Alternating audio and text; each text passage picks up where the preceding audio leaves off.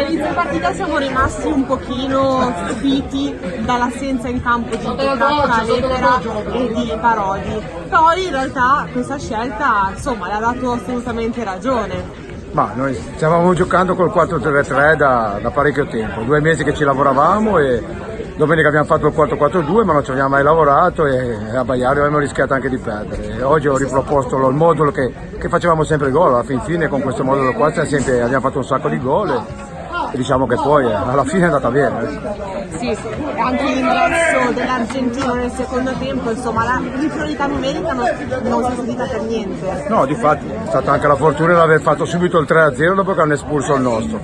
L'argentino è un pezzo in più che abbiamo e quando entra da tutto quello che ha è dura prenderlo, poteva fare anche il 4-0 però niente, piedi per terra, continuiamo a fare quello che stiamo facendo e che è ancora lunga. Nello spogliatoio cosa sta succedendo in questo momento? No, di tutto? Sì. Euforia ovvia perché siamo partiti male, abbiamo avuto dei problemi, siamo contenti perché l'abbiamo risolti e niente, ci stiamo sempre più mettendo impegno, voglia e tutto, però viviamo la giornata domenica per domenica come ho sempre detto e vedremo dove arriveremo. Grazie mille mister e complimenti.